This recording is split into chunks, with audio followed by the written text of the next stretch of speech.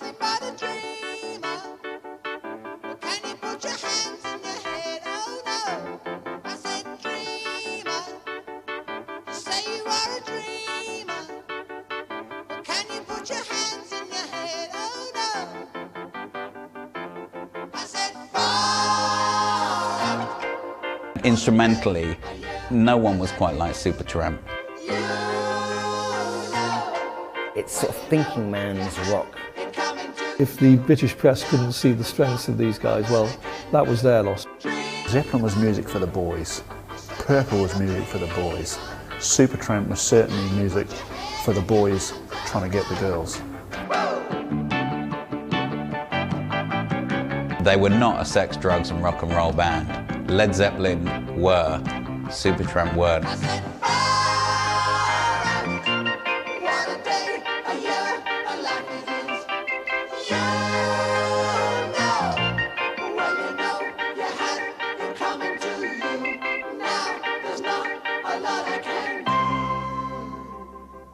For many people, Dreamer is still the Supertramp song. It was their first hit, it was a big hit, and it also had all the elements of their sound that perhaps they tried to clone a little bit too much in the passing years. Dreamer really personified everything that Supertramp represented, and the sound, that whole kind of Roland keyboard, electric piano sound, really had been taken by from people like Joe Sample and had more of a jazz vibe to it, but it was put in a pop setting, and I don't think people had really heard that in mainstream terms before.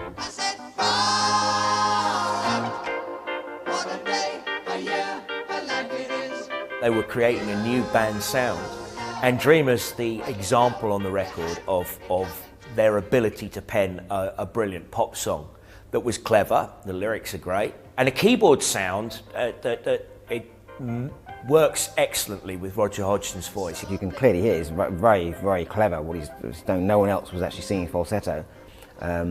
Most of the other singers of the day were singing high, but in full voice. So he just took it into falsetto, almost like a choir boy thing, but over this sort of strange electric piano part, which was very insistent. Again, it's a quaver's notes part. So quite unusual, and no one had done that. It's a wonderful, it's a very light kind of summery colour is the song Dreamer, you know, and it does have like a very English whimsical kind of element to it, you know, and it's just very successful, very hooky, very instant for the consumer really, you know, just straight in there.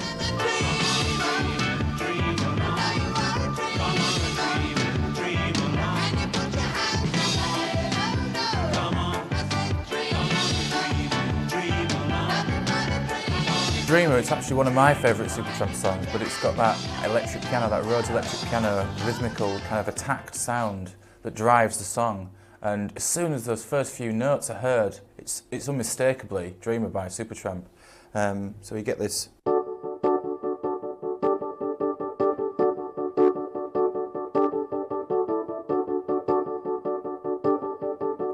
It couldn't be anything else, that's the only song it can be. And then we get this fantastic shift.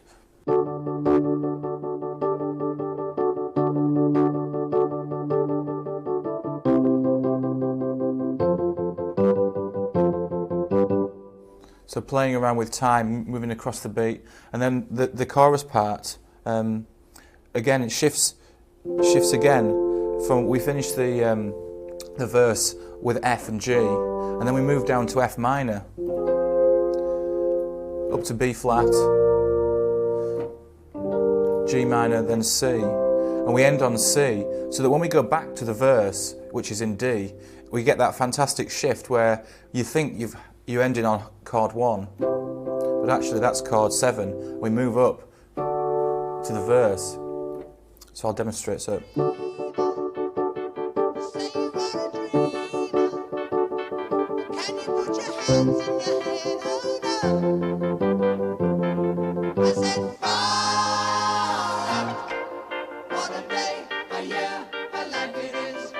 You have to remember this was in the days of the Moog synthesizer, and an electric piano was considered to be a little bit basic. But the combination of that, Bob Siebenberg's percussion, the backing vocals, and also the production, Ken Scott, who produced Ziggy Stardust for David Bowie, he's often forgotten about. But it was his production, I think, that really helped make Dreamer the hit it was. With Dreamer, it was definitely one of the driving Rhodes keyboards. It's something Supertramp do all the time, is they drive you with just a keyboard like the Rhodes, and that is a classic example of a really compact song, which is a perfect single. It's a brilliant, brilliant pop song, because up until this point on the record, the songs have been complex, experimental, mixing elements of prog, jazz, heavy rock, and tinges of pop, but Dreamer's pure pop, and it's all the better for it.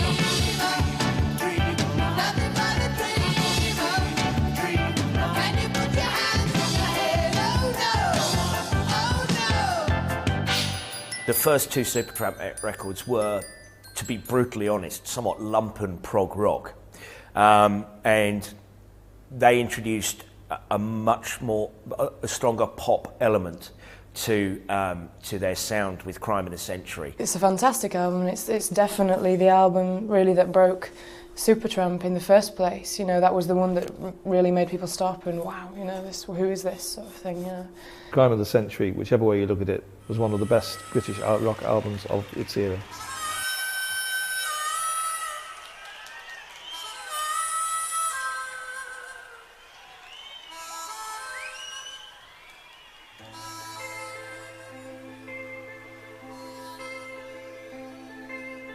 I can see you in the morning when you go to school. Don't forget your books, you know you've got to learn the golden rule. It's kind of a very atmospheric opening. You've got the harmonica, and in 30 seconds you've got the atmosphere of the album there. And Hodgson's kind of desperate but beautiful sort of vocals, which are very provocative. And the song building behind the intro, which they're very good at. Supertramp are very good at that. They'll kind of bring the intro and the rhythms up from underneath. Before you know it, the song is really kind of rocketing along.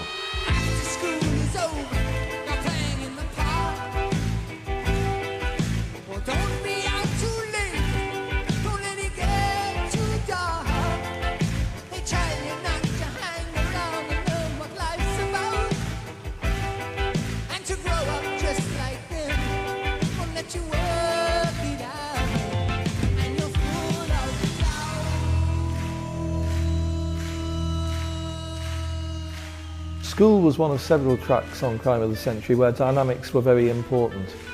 The tempo and the intensity would increase, decrease, bringing you into the song, leaving you there, bringing you back up again at the end. And that really was part of the charm of Supertramp at that stage. School's experimental.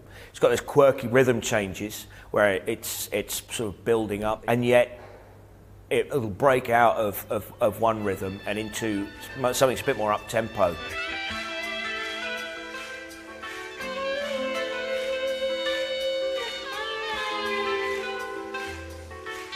So in the song School, we get this this riff that kind of starts to fade out.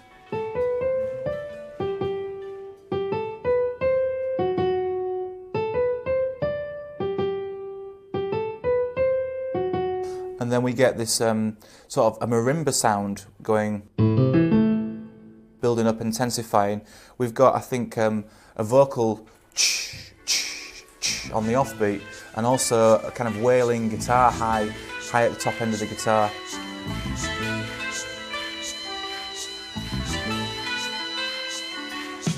The drums come in, the bass starts to move in, it all sorts of builds up, and then we go into this massive sort of piano solo.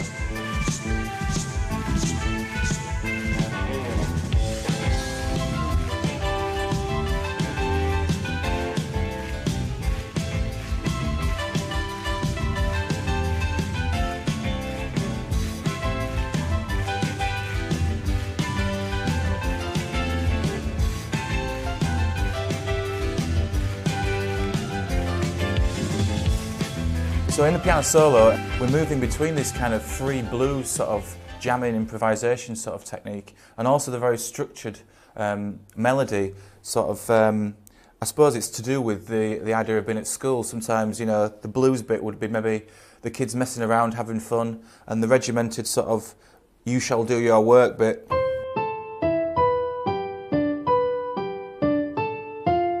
So we get this very sort of structured and very unstructured sound moving between the two sections, but always kind of planned and not just free for all.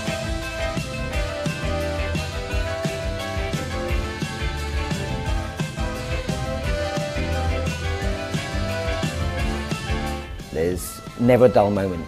As soon as something did stop, another instrument would start, the bass would often drop out and then come back in to stunning effects. And when you thought that really nothing else was going to happen, Helliwell's saxophone solo would come in sort of big and proud and mixed very loud, and again it was another sort of gear change, and it'd be very hard to lose interest. The changes in the tempo and rhythm of school, I think were, if it was the first album you ever listened to as Supertramp, it was indicative of the way the rest of it was going to follow. The tempo changes are interesting, but they sort of really let you know that they had prog rock roots. So although it's interesting, some of it sounds a bit dated today.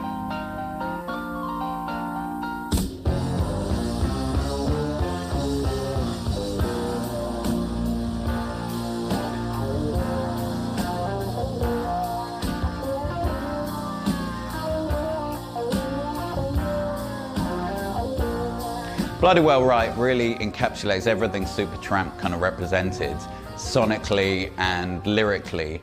And I wouldn't really call it a heavy rock song, but in Supertramp's world, it was about as heavy as they got.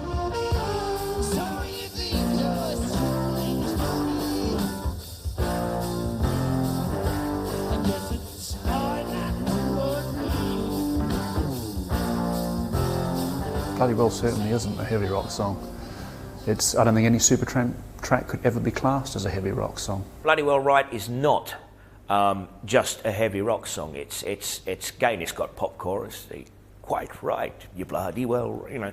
It's got that sort of, it's not, the lyrics aren't pompous, but they attain to a sort of cleverness that critics of the band, certainly at the time, didn't like. It got up their noses.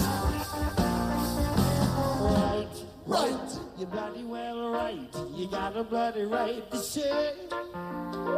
Right, you bloody well right, you know you got a right to say. You bloody well right. Bloody Well Right starts with a portentous guitar solo which makes heavy use of the wah-wah pedal, but that actually stops it from being too pretentious. The verses are quite heavy and aggressive, reflecting a kind of frustration at the English public school system, which was something that Supertramp seemed to have in common with Pink Floyd at that time. They were obviously listening to a lot of rock themselves, amongst other things, but again with using their sort of recording techniques, and the producer Ken Scott, who was a very, very accomplished producer, an engineer, he'd got just great sounds on the guitar. The guitar and bass make things very heavy and very menacing, and is a great sort of perfect foil for that kind of slightly pretentious pseudo Wurlitzer trademark keyboard sound.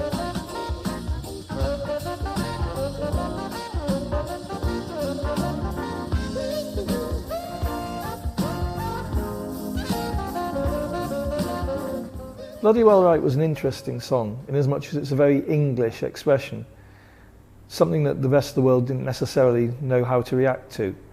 Supertramp took that to an extreme on stage where John Helliwell, who was the master of ceremonies as well as the sax player, had a megaphone and he'd go around shouting, encouraging the audience to join in. We'd play our Pink Floyd at the end of the night, you know, with a head between the speakers, and you'd play your Zeppelin, but Bloody Well Right was one of those ones where you all got together and you had your arms around each other, bombed out of your brains and the drink you shouldn't have been drinking, singing right, right, you're bloody well right. Bloody well right, you got a bloody right to say. Right, you're bloody well right, you know you got a right to say. Maybe it was our little way of having a dig at your parents and things like that.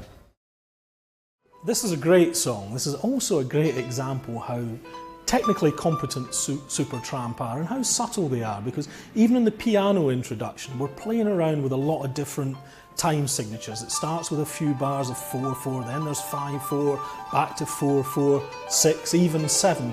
This is even before the song's begun, so it's quite unsettling and quite technically challenging. Rudy's on a train to nowhere. The song itself then begins in the A minor, which is the relative minor to C. He's just slightly, subtly shifted the palette to give himself that extra room, and it comes across gorgeously. He ain't sophisticated, oh well educated.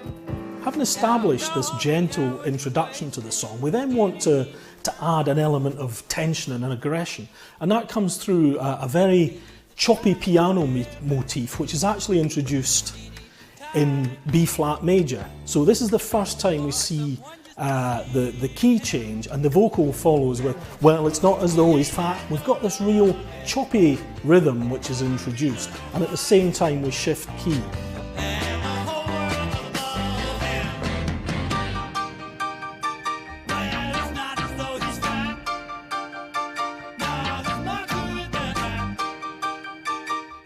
As the rhythm begins to build and the tension begins to build, we have another wonderfully constructed shift, which again is very subtle. We're going from B flat major into D flat major, so we're introducing another 3 flats at the same time as we're beginning to raise the urgency. We're beginning to go into a key which is slightly more unresolved, so it's asking questions. It's a lot more uncertain than that gentle introduction we had. Again, very subtle, it's not obvious, but it's part of the fabric of the song. We get this wonderful shift, and this is our 3rd key we've introduced into the song.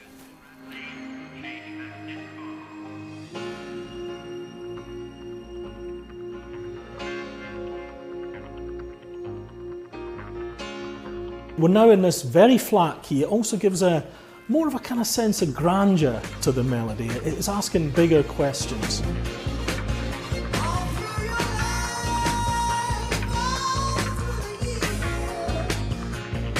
And then we have this wonderful shift from D flat major to B minor. And the reason for that is it helps to establish this extra sense of urgency. We're actually moving from 5 flats to 2 sharps, and it gives the whole music an extra level of urgency and this nice subtle shift under it.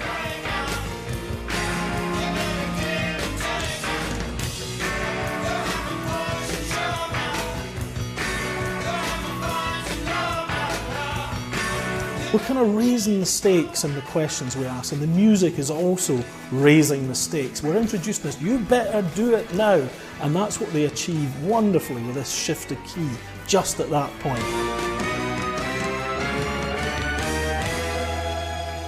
So we're now in B minor, we've only got the 2 sharps, we're asked the question, we've built the whole tempo, and we've developed this very great sense of urgency.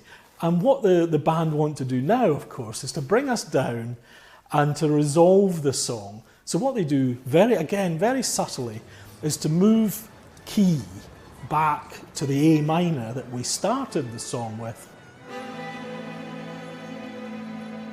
Now he's just come out the moon. And we have this very gradual play out. And it's a wonderful way to resolve a song which is taking you through 5 different keys and a number of different tempos and rhythms, but done it all very subtly and in a very, very natural way. And that's what Supertramp largely are all about. Back on his train. Rudy is the album's tour de force, with Rick questioning whether he's made the right choices and sort of seeking approval for this, although actually you know he's not going to get it. Rudy has a classic sort of adult-orientated rock sound, and the tempo changes at the time were interesting and quite kind of unique, but I'm not sure it translates all these years later, they almost sound like they're a bit noodling and trying to be a bit too clever for their own good. They were masters of the tempo change, and 9 times out of 10 on a Supertramp record, their tempo changes worked. For me, this doesn't particularly work. I think they'd already got into a format where we know this works and it's going to work, and they were maybe just being a bit sort of overconfident about it.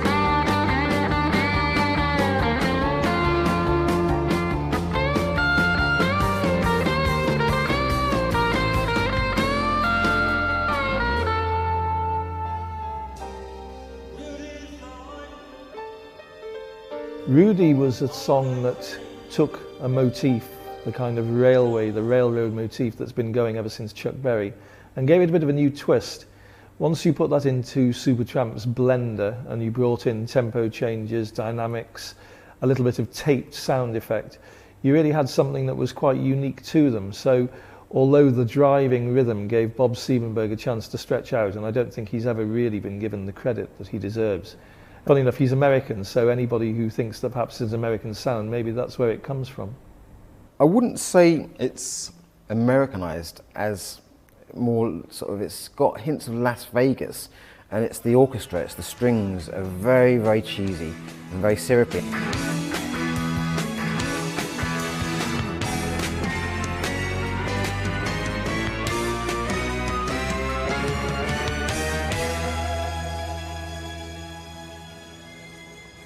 Even though it's a very good string arrangement, I think this makes it too cheesy, too Las Vegas, too kind of Showtime.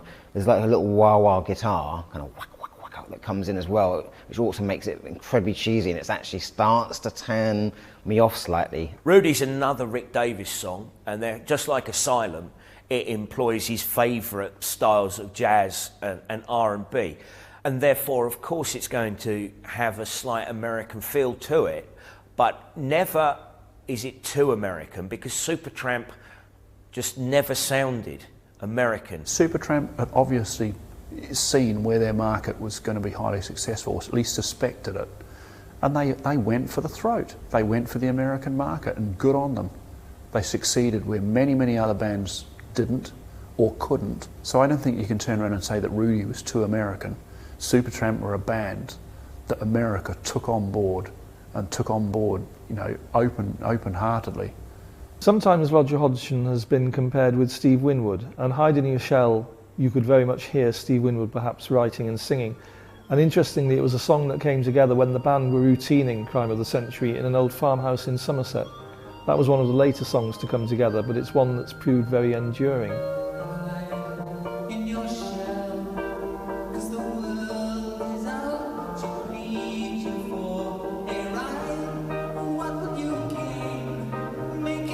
Hide in Your Shell is something of a hidden gem, but for many Supertramp aficionados, it's actually their favourite track. It's a brilliantly constructed song by Roger Hodgson, which brings out something of his darker side as he's pining for some misguided object of affection, we don't really know what.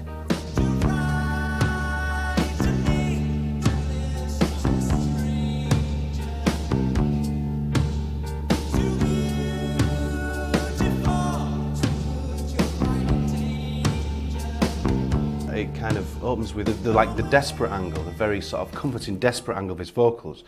And the song is building, and there's a real drama in the chorus, a real sense of sadness.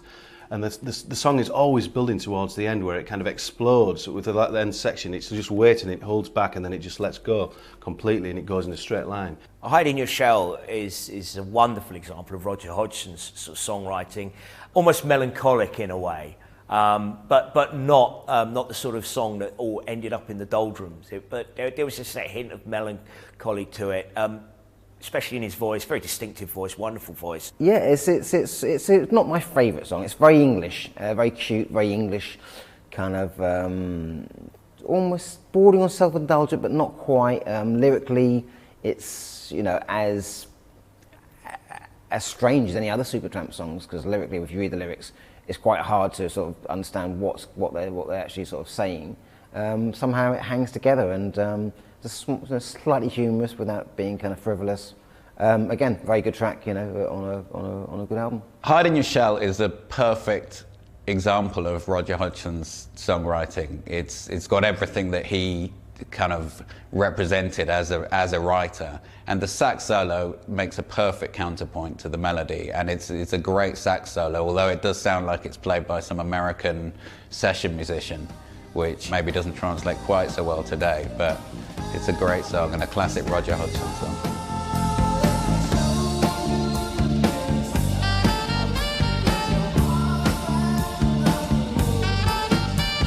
The song is perhaps the first time we see John Helliwell's impact on the band's sound with his saxophone.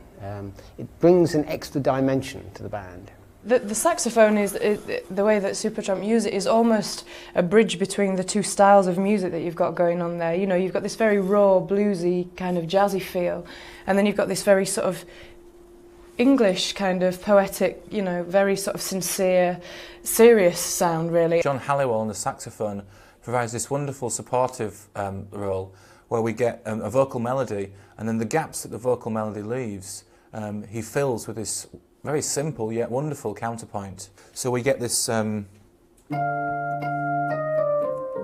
vocal, and then the saxophone comes in with, and then we have the repeat.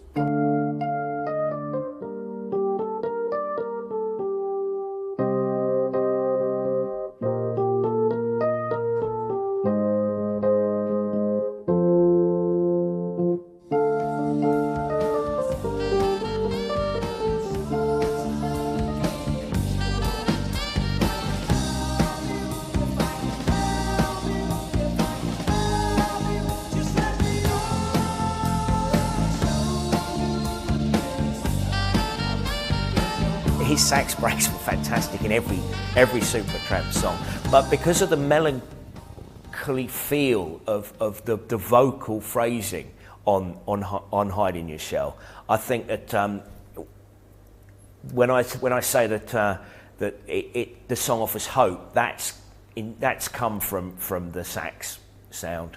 Helliwell was never liked by other sax players. He wasn't a jazz saxophonist. He had the ability to really make something very commercial without it sounding trite. He seemed to have an innate ability to know exactly what was needed at any one time, particularly as they developed. And on the later albums, he was particularly smart at knowing just what they needed and providing that and nothing more.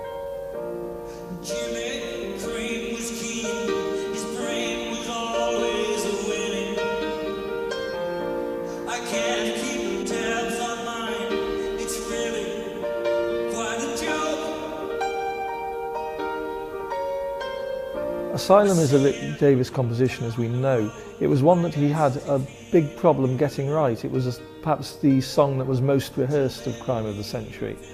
Perhaps it was a question of the other guys getting his drift.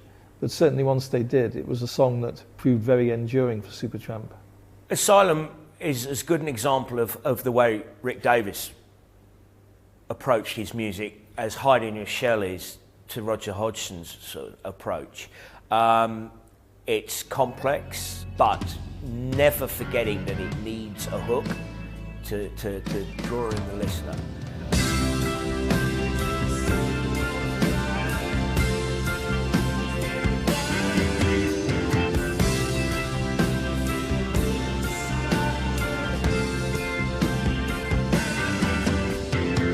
Asylum is more of a trademark Davies song, but it really, in this day and age, it sounds very much like progressive rock, and it also sounds very much like an American pastiche, really.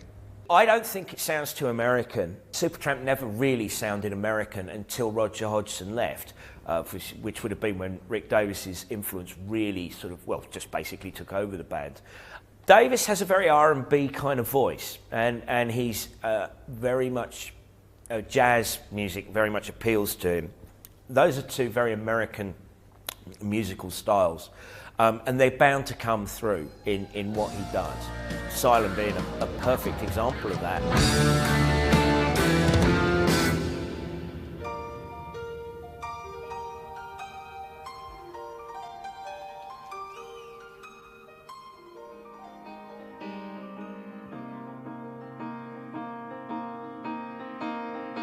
the actors and jesters I hear.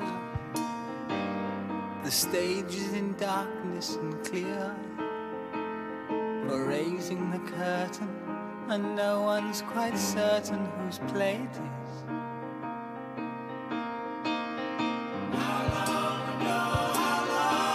If only we had listened then. If Everyone Was Listening is another song of loneliness and frustration by Roger Hodgson. Unlike most of the songs on this album, it's piano-based, which makes it a little meandering at times. But in fact, it's saved by a Beatles vibe that Roger brings to it. But then Roger was always a great Beatles fan. If Everyone Was Listening was perhaps not the greatest song on Crime of the Century, but it was a little bit of a lull before the storm. You can't have the same amount of intensity all the way through. And I think perhaps that's where its saving grace lies. It's a song that asks a question. Can we save the world, perhaps? Some detect a sort of a romantic edge to the song. I never saw it as that. I always thought it was more a kind of introvert protest song. More that the world, which at the time it was written, the world was starting to move towards kind of higher tech places. Kind of communications were suddenly, satellites were being put up, etc. And I think it's more of a protest song against the world maybe getting too worldly for its own good.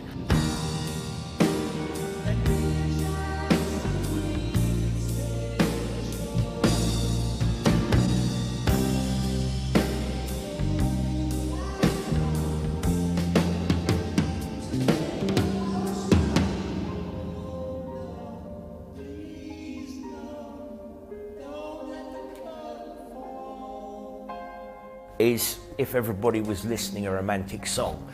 As romantic as Supertramp probably got. I think it was Hodgson's voice that would always convey that better than anything in the music and the lyrics. It was the pitch and the feel of his voice on some of the best tracks that gets that across. That Supertramp could be romantic, I suppose, if the mood took them and if no one was paying too much attention to it at the time. I think the vast majority of Supertramp songs, when you actually got down to it, were actually quite romantic, which is why the band, in a way, had the not so cool image amongst us guys in the 70s. There was a little bit too much lovey-dovey for some of us to admit to. Now they're planning the crime of the century. Well, what will it be?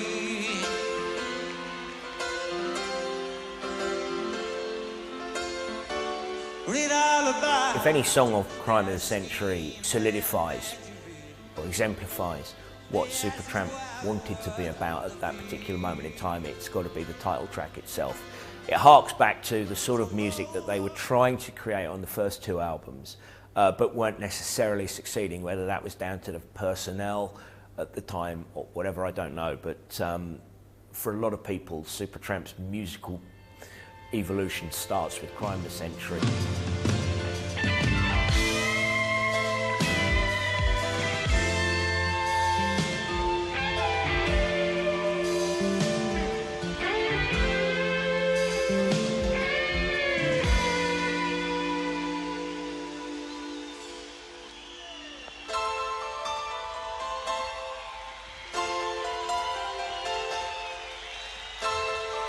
In the song Crime of the Century, there's a guitar solo and then things die down, and out of the ashes come this little pattern on the piano.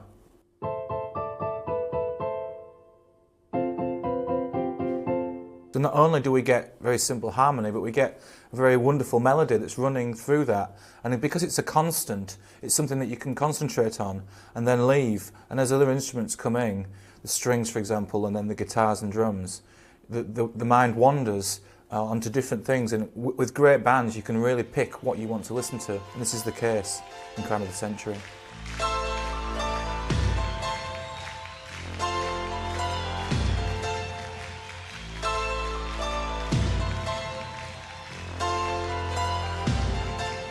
It's very sophisticated. There's a lot of complex, very, very efficient string orchestral work and on this song, they avoid the trap of the orchestra making it sound too kind of quasi-orchestral. It actually is a brilliant arrangement and it works really well. The album's title track, Crime of the Century, is also its climax, as it sums up in a nutshell really what the album is all about, revolt and revolution, and builds with great passion and intensity towards the end of the song, which finally finishes with perhaps one of the most haunting fade-outs on any record anywhere, and a gorgeous sax solo from John Helliwell.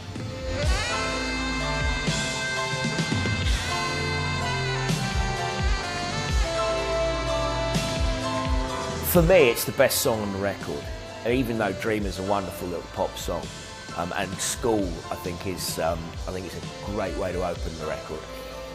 Yeah, it's got epic written all over it, and it's personal taste. But when Supertramp did epic, I loved it.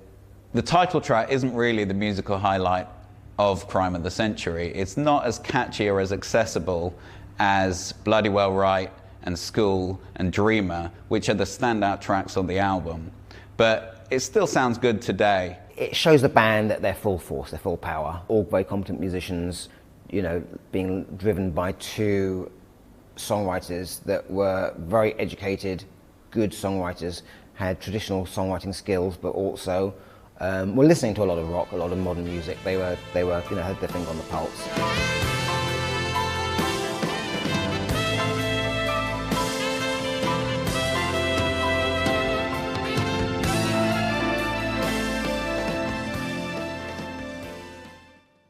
When Supertramp came off the Crime of the Century tour, they had to get a new album together straight away. They hadn't really had time to do it. For Crime of the Century, they had 3 months to put the album together. With Crisis What Crisis, they'd only really had a month when they'd been off the road, I think, due to Roger breaking his hand. So they really had to look at what they'd done and say, well, how can we do this a little bit different? So Sister Moonshine, with its acoustic guitar figure, was one way of layering the Supertramp vocals, the Ken Scott production, and all the ingredients, but putting it on a slightly different base. So really what they were trying to do was say, we can still do this, but we can do it differently, and it's just as good.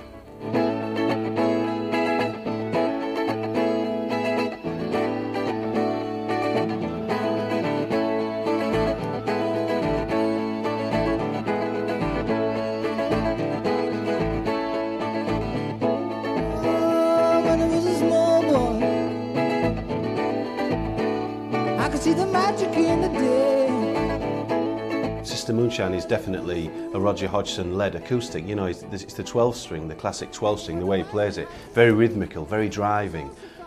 And he drives the song for a certain length of time, and then the whole band comes in on the underneath of it, like with a lot of their other songs, you know, that you don't hear the rhythm coming, it's just there all of a sudden halfway through the song.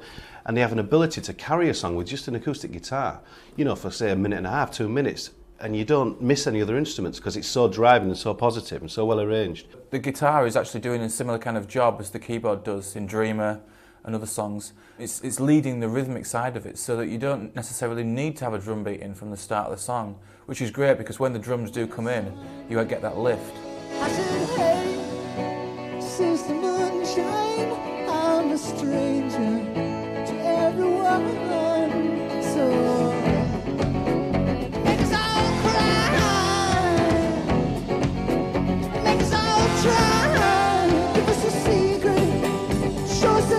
there's always a quirk, always someone on a Supertramp track, and this is a kind of song where there's no quirk at all, but then suddenly on the outro, just the last minute or so, it's a very mad Descant recorder solo that, why, you know, how did they think of doing that? Surely the other guys in the band, when he suggested it, went, what, are you crazy? But they went with it, and it's actually very, very effective. And it's, yeah, so it's interesting to hear, and it's nice to hear a Supertramp track without Hodgson's words sort of chugging away, ever present and loud in the mix. It's quite nice to hear sort of acoustic guitars instead providing the sort of main rhythmic sort of backing.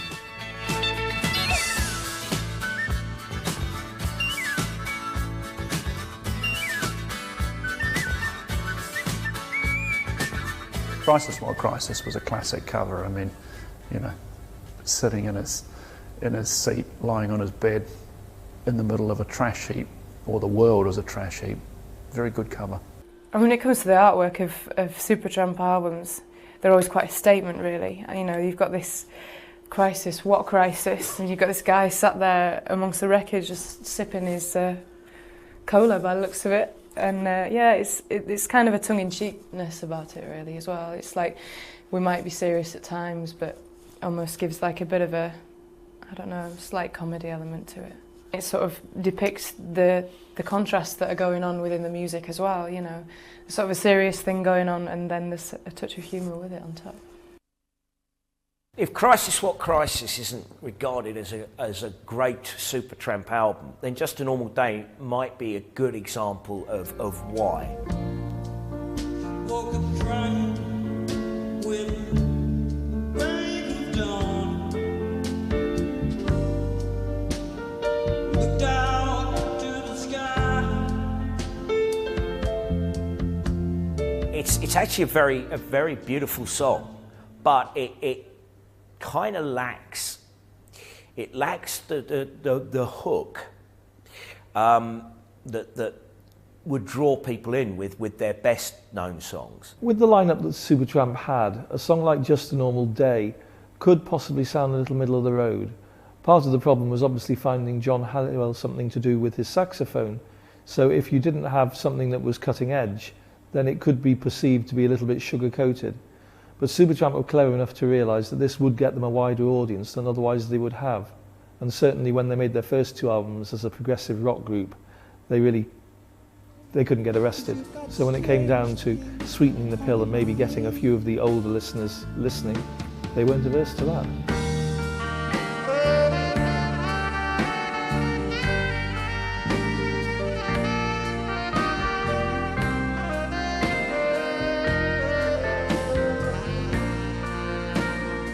Just a Normal Day is a ballad by Rick, in which he enters into a dialogue with Roger on the vocals.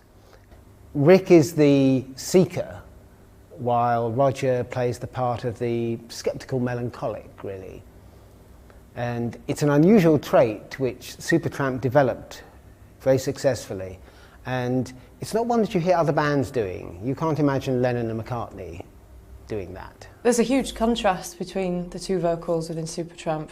You know, you've got this really sort of heavy, crunchy, bluesy sound in Rick Davies, and then you've got this really mellow, sort of, I don't know, very gentle, sort of passionate voice in Roger Hodgson.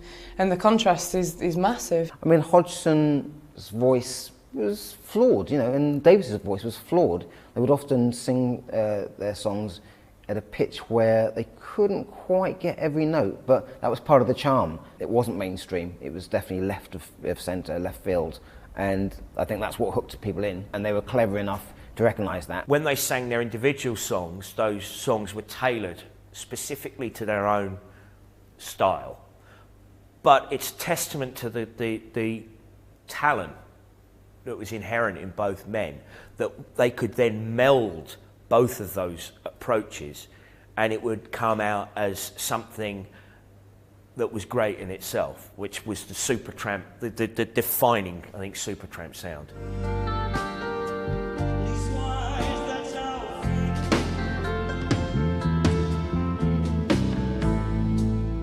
Well, I just don't know the answer. I don't know what to say. I wouldn't say Just a Normal Day was more easy listening than any other Supertramp song, but it did introduce strings into the sound, which kind of gave them more of a lush, orchestrated vibe. And maybe that took them away from what they'd already become known for, which was sort of pure pop hits at that point. The orchestra, which they use a lot, is particularly syrupy on this track, and maybe might not be to the sort of prog rock fans liking so much. Well, I just don't know the reason. Strings, well, strings, a lot of bands of Supertramps would use strings, and I don't normally find strings bolster the song, but this is an example of, I think, maybe the success that they'd suddenly had could confuse them, and they weren't quite sure what to do about it. I think this is a good example of that. Supertramp discovered a formula for themselves, and they worked it very, very well. And some people might say they even milked it. Well, if they milked it, good on them. You know, they made themselves extremely rich out of it, both in monetary terms and musically.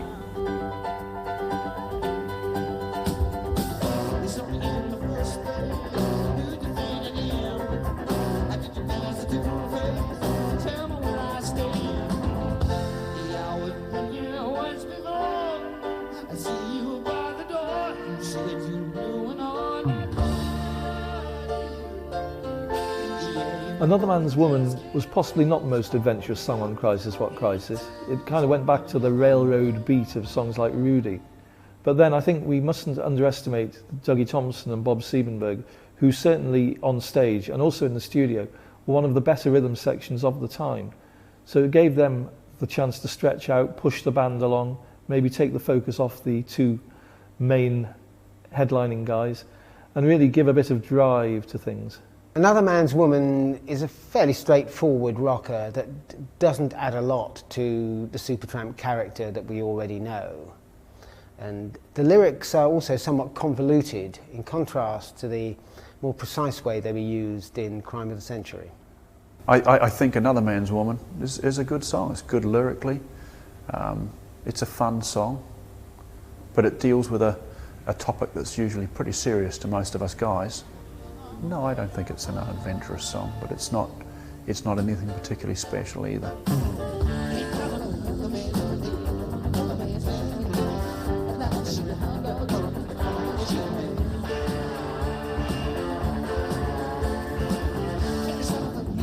It doesn't really work for me. It's sort of a bit too cluttered. The guitar part, which features heavily, is not Hodgson at his best. And then, okay, they get to the chorus and it's suddenly there. Classic Supertramp again. So it sounds a little bit uneven. It sounds to me like they've probably written the song and then revised it because it doesn't, you know, if you listen to the verse, it doesn't sound like Supertramp so much. Even though there's a couple of trademarks, it's much more generic, much more kind of American rock than what you're expecting Supertramp to do. It suffers again from this, the whole feeling I think that runs through Crisis What Crisis of a band, not 100% certain where they were going. Not what they were doing, but where they were going. They tasted success with Crime of the Century, and everything seemed to have worked superbly there. I have a feeling that they might have found themselves sat there thinking, well, that worked really well, but we've got to take it a step further. But they didn't know what step to take. It's probably the least effective album of the lot, and this probably shows you why.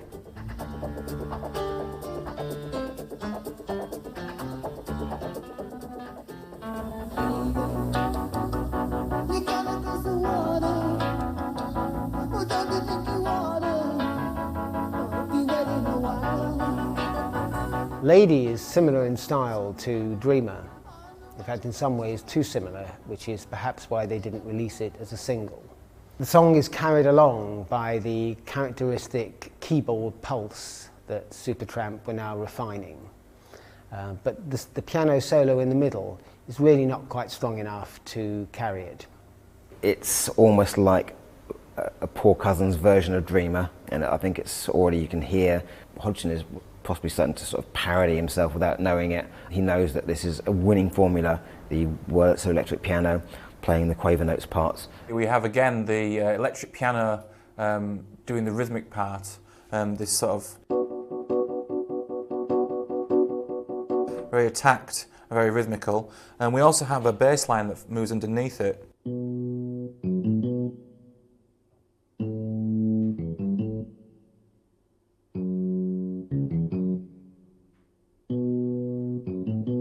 And that follows the chords, so we start off in B minor, move down to A major, then F sharp minor, and back to B minor.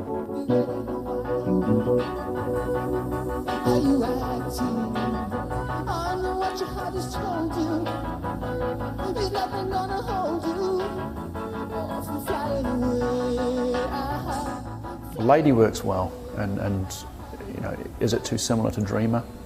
For me, no. I think Supertramp were a band that were very clever at getting hit singles written and issued, and it was certainly, you know, something that was very catchy. Just as Lennon and McCartney used to say, let's rise a swimming pool, let's rise a car, I think Hodgson and Davies probably felt, well, we've had a hit, we've managed to end the years of struggle, which they did have, the years when they couldn't sell records.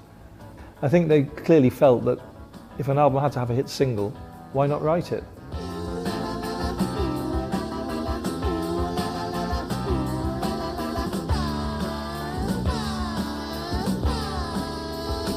I think what you're hearing is a signature sound, you know. I think once a band sort of establishes a style, they move around it, you know, but I think it's very honest that you get something like Lady sounding like Dreamer, you know, it's that you can see a pattern forming, and I'm sure it would be more contrived for them to say, oh, this sounds a bit like Dreamer, we shouldn't do this, you know. I think it's a very honest, very natural kind of thing for them to have another song sounding like that. Dreamer was kind of a more lighter, lighter version of a single, whereas Lady was heavier. I mean, you can't. Personally, I think Dreamer was a much better construction for a single, if I can use them terms. Whereas Lady was kind of, it sounded to me more like an album track, but it had the same driving keyboard lines. Different to Dreamer, different vibe, I think, a little bit darker, I feel.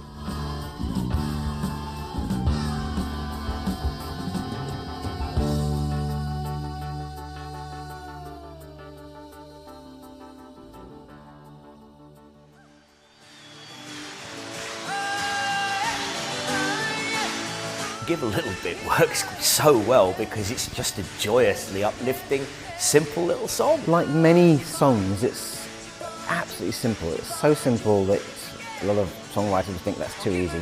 Give a Little Bit is one of those classic songs that became the favourite of buskers everywhere.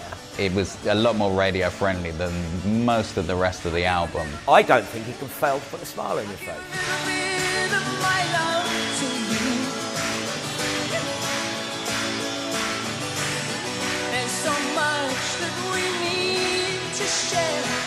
So send a smile and show that you care. Give a Little Bit has been criticised in being lightweight, but any Supertramp fan will tell you that their albums build from the beginning.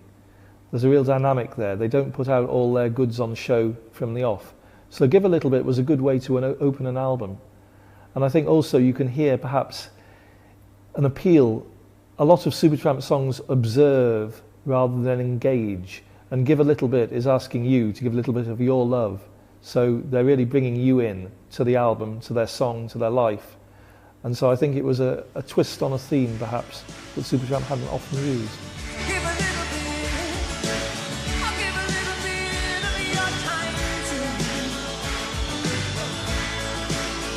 The unusual element to a song like Give a Little Bit with the acoustic guitar, you start to see like a folky kind of fusion coming into the music as well, which is something that we see sort of carrying on into Roger Hodgson's solo stuff. So it's something that's obviously very honest to him, something very close to him, and it's just the way he writes. You know, some days he writes on a keyboard and some days he writes on acoustic guitar, but again provides a wonderful contrast. On this, there's very little production. They stripped it back down. There's no orchestra. The acoustic guitar parts are used very well, and I think, I think Hodgson sings it superbly. I think it's a really, really, really great track.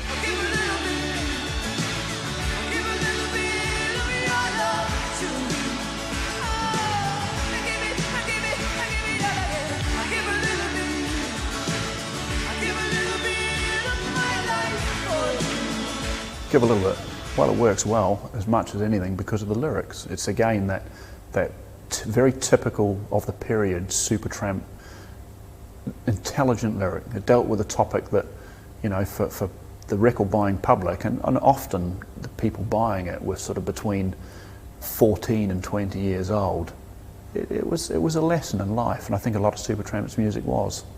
Lyrically, the song is really a plea for mutual respect and affection, and to look behind the superficial image to see what's below. You could see they're getting back on track here. Even in the quietest moments, it's certainly a better record than Crisis, What Crisis, but they still seem to be feeling their way in places, but this isn't one of them. This is where you can see that they're getting it right. And there's almost a feeling on the song that kind of, it's that happiness is, you almost wonder whether that's because they kind of know that you know, like, hang on, it's coming back.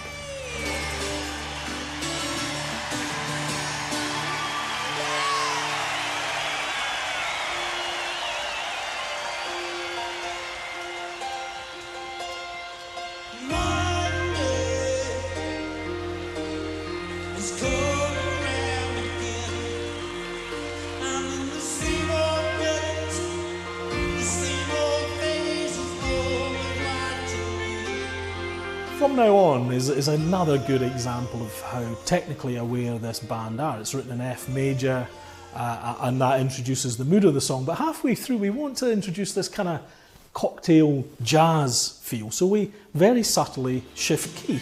We modulate into B flat major.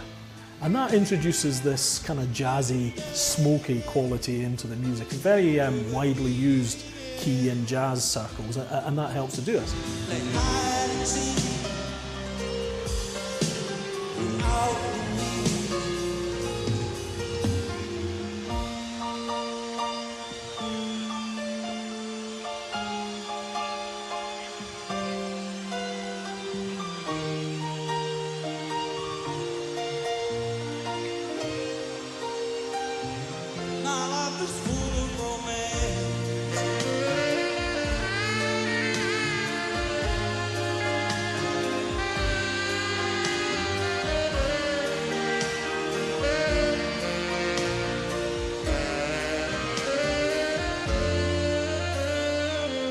But we have to remember with this band, we're actually a rock band. We've introduced the jazz element. We now need to say, hang on, that was an interlude, we're Supertramp. So again, they shift key back into F major and the song is resolved in F major. But it's very subtly done and very stylishly done, and that's the essence of Supertramp.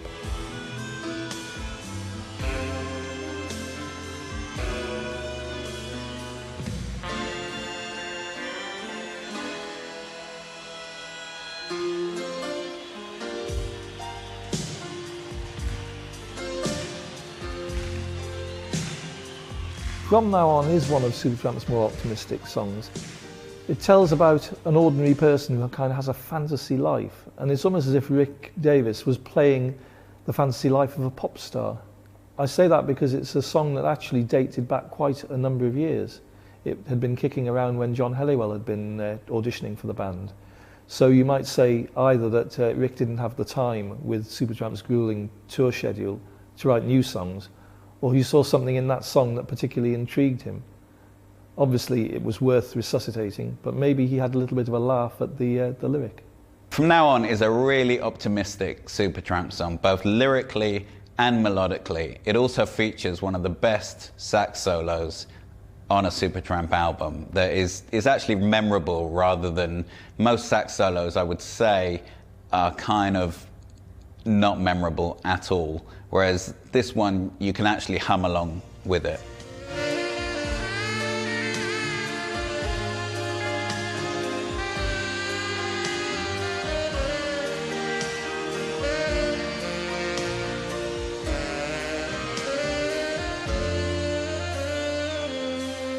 Supertramp would use that melancholy feel in a very uplifting way, and if there was an element of desolation to the lyrics of some of their songs, toying with themes of madness and things like that. A song like From Now On is a perfect example of the way the song slowly builds up and you end up full of hope. Even if, and I'm not saying they do it on this particular track, but they have done on others, they can start out with leaving you thinking, oh, well, this is a bit, you know, and then it sort of, that hope grows as the song develops.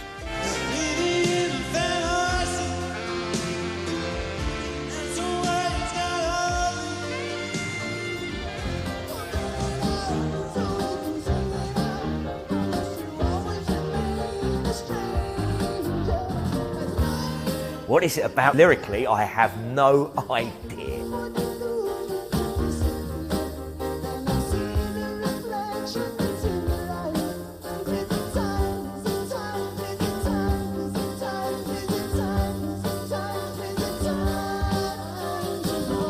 The Babaji is dedicated to an Eastern guru, and Roger creates a mystical feel to the song.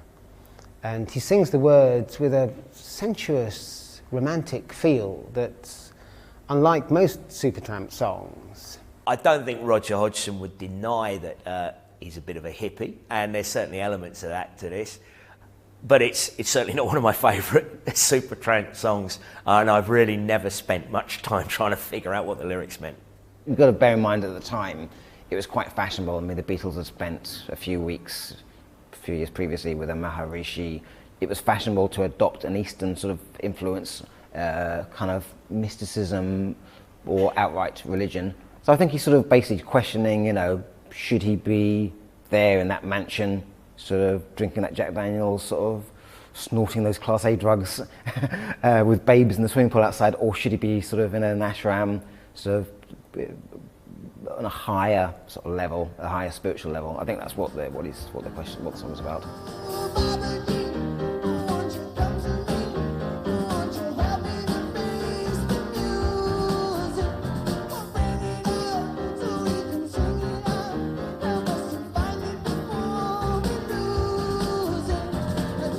So musically, it's a very unusual Supertramp song. It's got plenty of production on it, but you don't really notice the production, which is nice. The drums are far less fiddly than on most Supertramp tracks. They're quite linear, they're quite straight. You don't really notice them.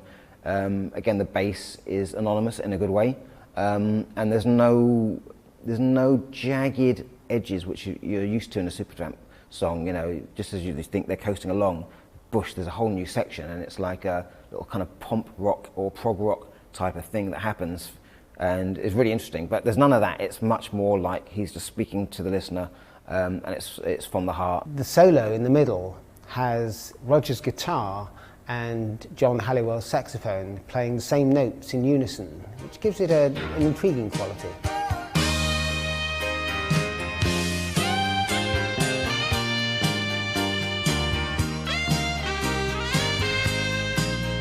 If you want to know what Babaji's about, you'd really have to go and speak to Roger Hodgson, because Rick Davies, who theoretically was the co-writer of songs, hadn't collaborated with Roger since Crime of the Century, although it's a bit like Lennon and McCartney. They'd written the early songs together, but once they got the hang of it, they'd do their own thing, no matter what the credit happened to be on the sleeve.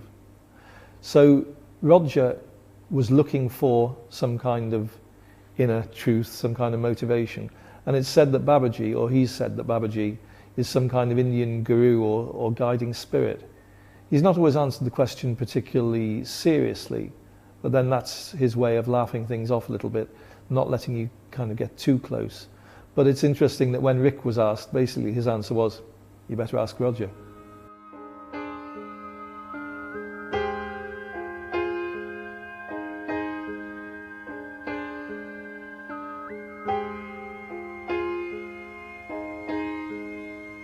The album comes to an epic finale with Fool's Overture, which is nearly 11 minutes long and is a classic progressive rock piece. Fool's Overture is without doubt the highlight of even the quietest moments. Musically, it flies all over the place, but then some of the greatest progressive rock did. It's complex, odd time changes, different musical styles, all wrapped up within one lengthy piece of music. And what a great title. Fool's Overture. It is. It's one of Supertramp's more magical moments for me.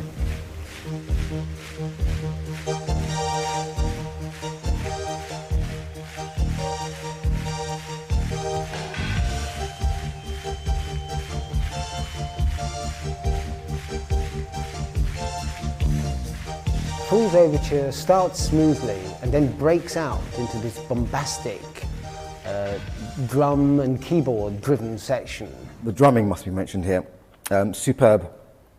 Again, it's very fiddly, very quirky. It's, you know, sort of all the trademarks of Supertramp. And in 9 times out of 10 in other bands, it just wouldn't work. Bob Siebenberg, I think, is drumming on this track. I mean, there's elements where it'll be quite standard, but also elements I'm sure where he's actually improvising as well. And I think it's a pretty good show from him all round.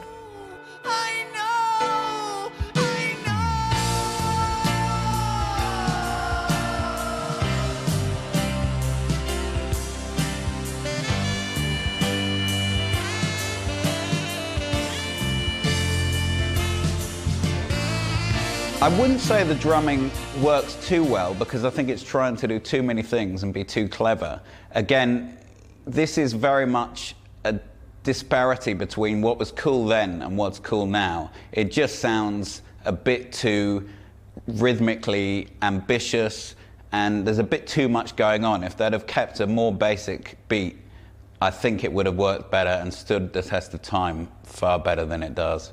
It's a bit pretentious, to be honest, and having reviewed the lyrics in these sort of modern days, they are not really about so much. It was a song that they used to call the string machine epic for reasons that are obvious when you hear it. But it's also a song that served them very well on a number of occasions. Can you hear what I'm saying? Can you see the parts that I'm playing? Holy man, rocker man, come on, screaming. Joker man, Spider Man, blue eyes bleeding. So you found.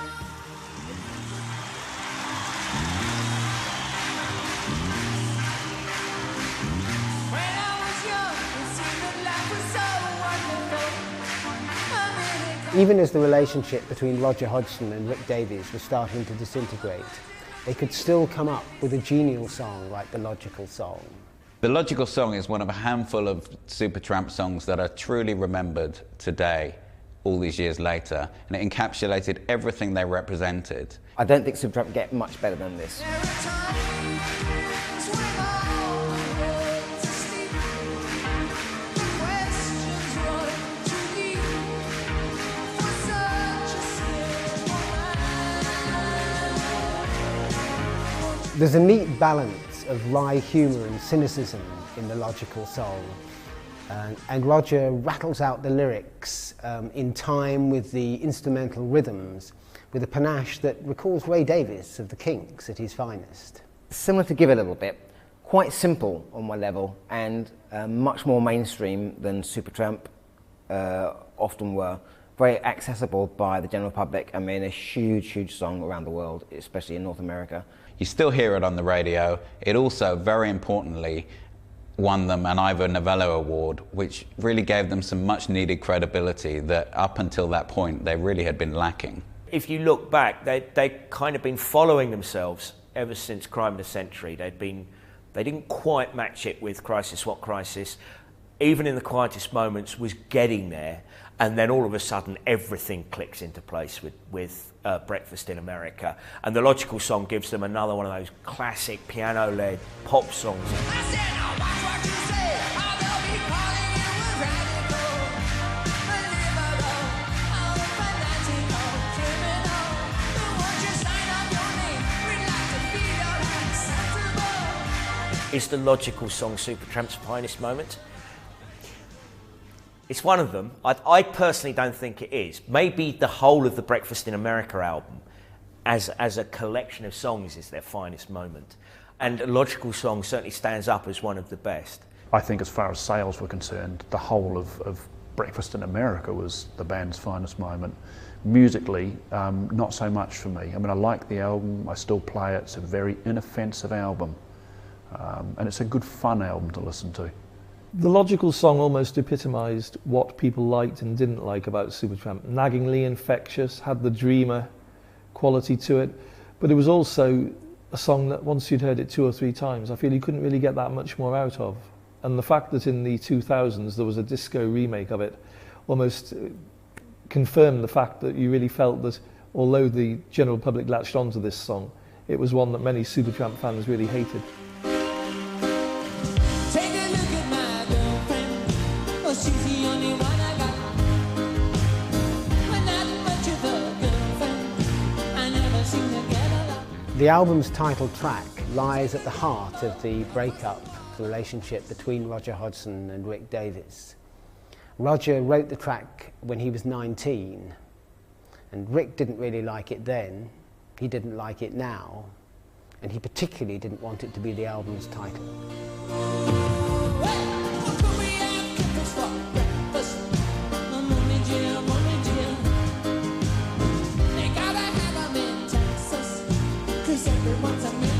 A great song, I mean a great track.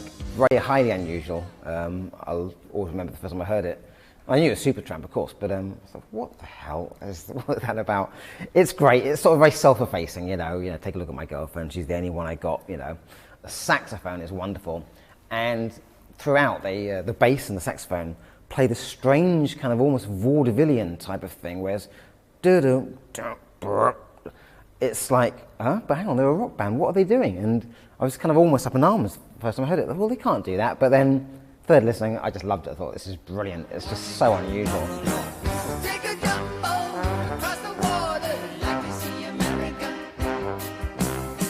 It is a lot of fun. It's them not taking themselves seriously, whereas Supertramp, on the whole, are quite a serious band. Is Breakfast in America a fun song?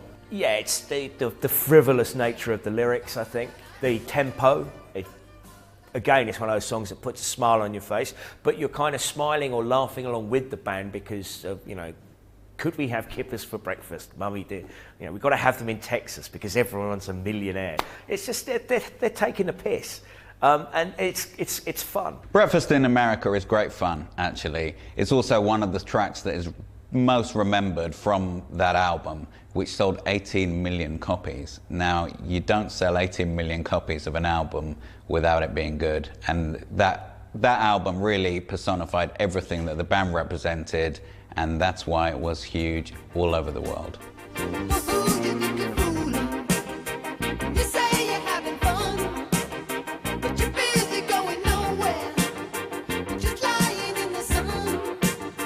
This song was recorded in around 1979, and by this time I think that you can hear clearly that Hodgson is starting to question his own worth as a human being.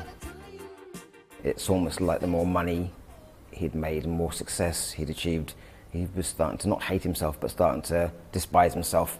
I think this is what this song is about. He's asking the question, is he a worthy human being? And it must be said, I hate to hear myself say it, he's got his trademark Wurlitz electric piano sound going on it, and it's really wearing thin by now. It's like, I really wish he hadn't done it, put it on this song, because it's actually quite a nice lyric and quite a nice song. But it almost sounds like a parody. It sounds like a Supertramp copy band that are trying to write in the vein of Supertramp.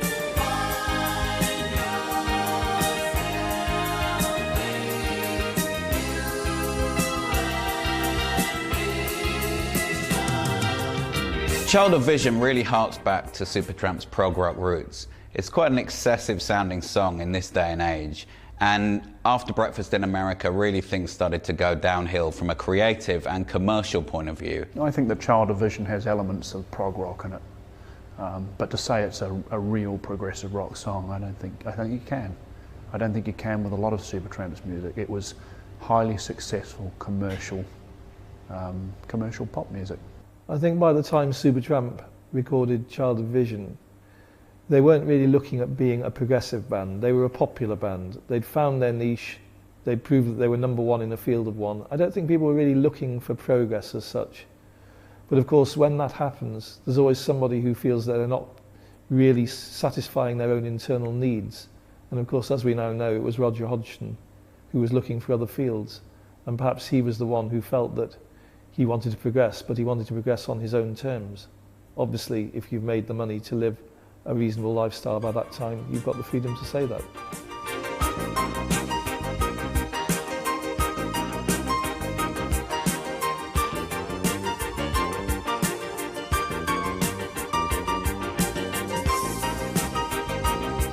In reflection, they should probably have stopped at that point. Roger certainly thinks they should have done. But in the event, they went on and recorded 1982's famous Last Words, which by then, sadly, weren't quite so famous.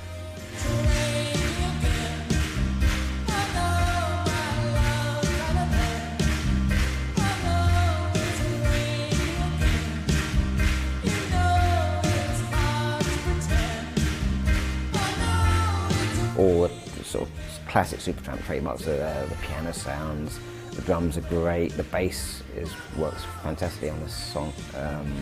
Yeah, it's good. You can't listen to a band like Supertramp and go, that is a big sounding rock song. They used the instruments in clever, almost delicate ways, and vocals were used in a similar fashion. Clever music, but it wasn't overly clever.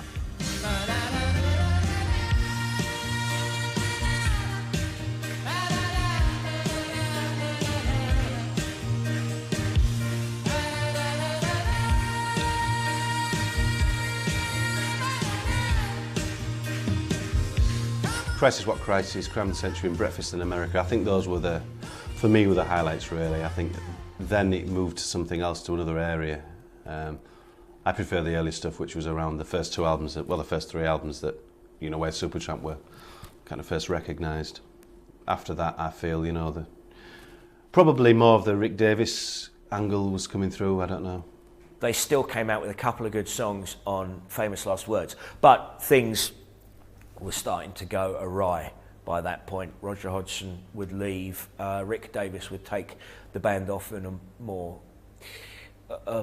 jazzy direction eventually. So no, they still had there was still something left in the can. It wasn't a complete album's worth of great material.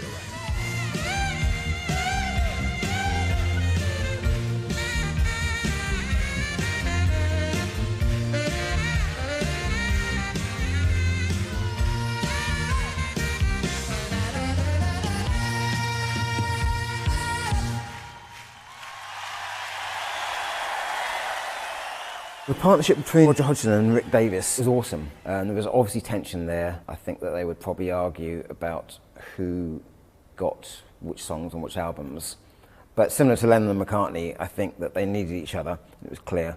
Roger Hodgson was much more of the kind of neat pop-orientated songwriter in the band, whereas Davies was really more of a rocker. Because of the two writers and the two vocalists, you know, you get that constant swing in the contrast of the different styles of music that they're touching on. Well, Roger Hodgson and Rick Davies are two extremely talented songwriters, two fantastic musical talents, and just to have them in one band, I think was quite astonishing. Supertramp's success was based on a team effort. Obviously, the Hodgson and Davies songwriting and vocals was very important, but the other three guys deserve their credit in really keeping the whole thing up to a standard which really couldn't be ignored, even by the critics. They may not have written the songs, but certainly on stage, where you'd get guys filling in for each other on keyboards, you'd get John Helliwell, who was the master of ceremonies, always communicating with the audience, creating a bond. They all worked very, very hard to produce the final product, and the final product, as we well know, was world class.